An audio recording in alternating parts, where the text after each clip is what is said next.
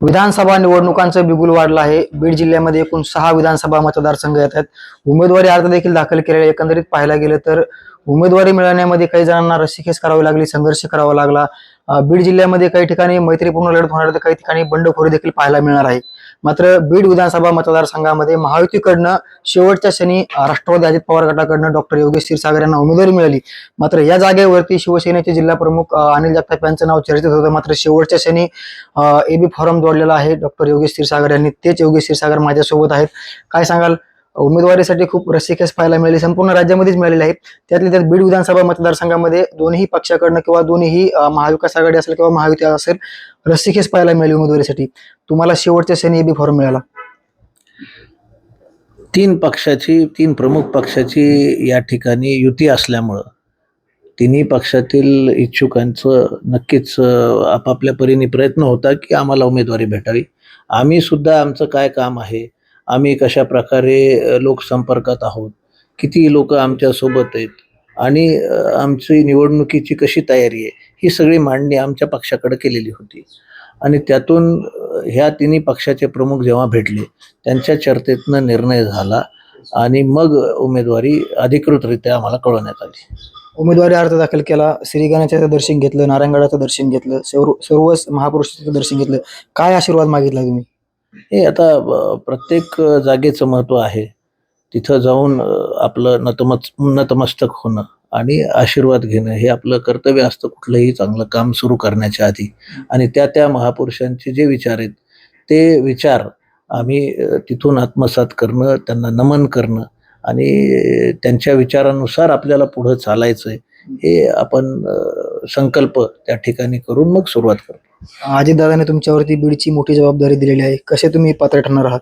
हो, बीड नक्कीच जिल्ह्याचं ठिकाण आहे. बीड शहर त्यातला विधानसभा क्षेत्रातला अर्धा भाग आहे. त्यामुळे अत्यंत महत्त्वाचं बीड विधानसभा आहे आणि त्यांनी जी जबाबदारी टाकली ती आम्ही मी आणि माझे सर्व सहकारी नक्की ती पेलवतील आणि चांगल्या रीतीने हे निवडणुकीचा निकाल आम्ही काढू. उमेदवारी अर्ज दाखल झालेत, आज वैध देखील झालेत काहींचे उमेदवारी अर्ज. बंडखोरी पाहायला मिळणार आहे. मित्रपक्ष शिवसेना आहे, भाजपा आहे, कसं रोखण्याचा प्रयत्न करणार आहेत? अनिल जगताप देखील तयारी करतात.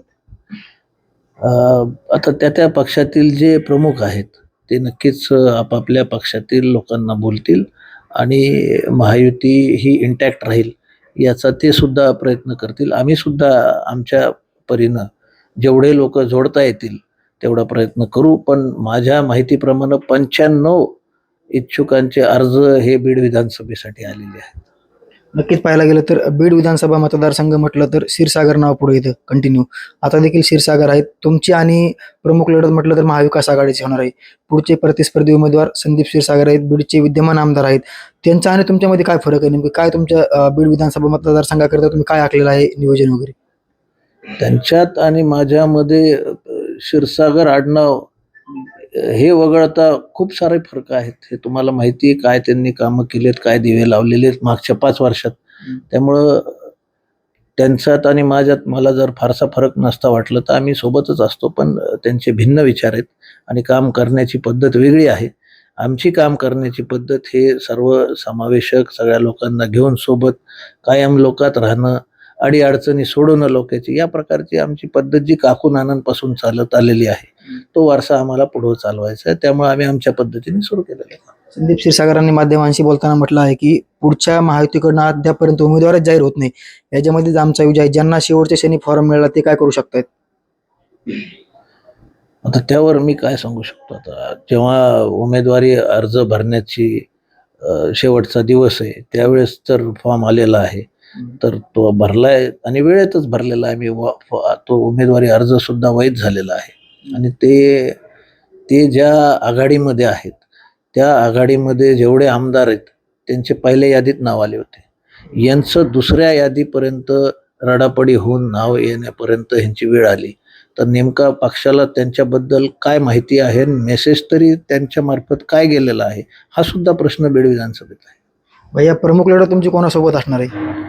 मला वाटतं 3 पक्षाची इथं युती आहे आणि 3 पक्षाची समोर आघाडी आहे.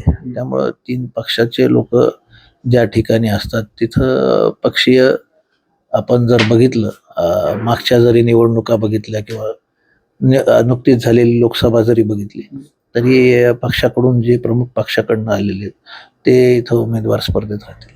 संदीप क्षीरसागर विरुद्ध योगेश क्षीरसागर पाहायला मिळेल. पाहायला ते समजा महाविकास आघाडीचे उमेदवार आहेत, मी इथं महायुतीचा उमेदवार आहे, तर ती लढत आपल्याला भेटेलच. नक्कीच बीड विधानसभा मतदारसंघामध्ये तुम्ही काय विजन समोर घेऊन जाणार आहेत, तुमचे जाहीरनामे काय असणार आहेत? बीड विधानसभा क्षेत्राचा जवळपास अर्धा भाग हा बीड शहराचा आहे. बीड शहराचा गेले अनेक वर्ष आपण पाहताय की माझे वडील डॉक्टर भारतभूषण क्षीरसागर हे इथं नगरपालिकेच्या माध्यमातून कारभार बघतात, त्यामुळे मला त्याचा चांगला अभ्यास आहे नगरपालिकेचा आणि बीड शहराच्या विकास कामाचा. त्यामुळे इथं जे पेंडिंग काम आहेत, जे मागच्या 5 वर्षात होऊ शकले नाहीत, ते आधी आम्हाला पूर्ण करायचे. शहर हे झपाट्याने वाढतंय, याचं 3 पट वाढ मागच्या 10-12 वर्षात या शहराची झालेली आहे.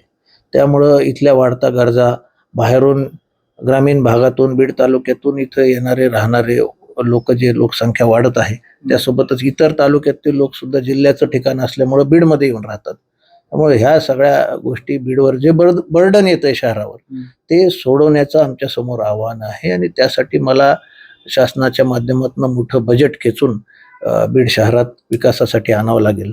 त्यासोबतच याला कनेक्टेड 8 सर्कल आहेत त्या विधानसभा क्षेत्रात, तिथं सिंचनासाठी मला प्रामुख्यानं काम करायचंय, रोजगार निर्मितीसाठी काम करायचंय, महिला बचत गटांना फायनान्सिंगसाठी आम्हाला काम करायचंय.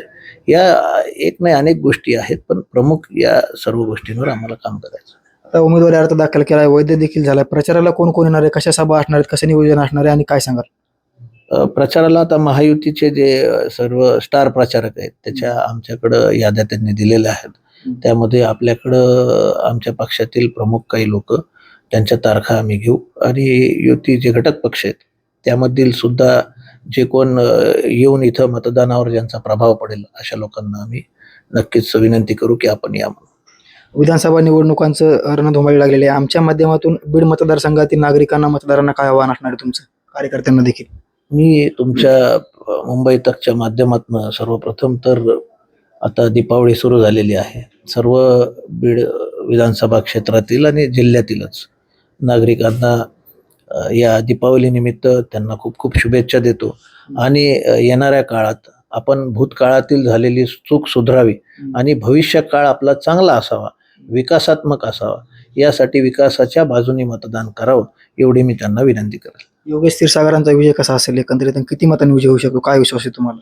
आता निवडणूक प्रक्रिया जस्ट सुरू झालेली आहे आणि फॉर्म छाननी, आज छाननीचा दिवस आहे. आता ज्यावेळेस सगळे अर्ज कितपत राहत आहेत, किती निघतायत, हे सगळं झाल्यानंतरच गणित त्याचे मांडता येतील आपल्याला. नक्कीच हे होते महायुतीचे उमेदवार राष्ट्रवादी अजित पवार गटाचे योगेश क्षीरसागर. ज्या पाठीमागे चुकी झाल्या त्या चुक्या होऊ नयेत किंवा त्या चुक्या सुधारण्यासाठी त्यांनी प्रयत्न करण्याचं देखील सांगितलं. त्याच पद्धतीनं मी माझा उमेदवारी अर्ज भरलेला आहे, तो ठाम आहे आणि एकंदरीत माझा विजय देखील असणार असल्याचं योगेश क्षीरसागर यांनी सांगितलेलं आहे. मुंबई तकसाठी योगेश काशीद, बीड.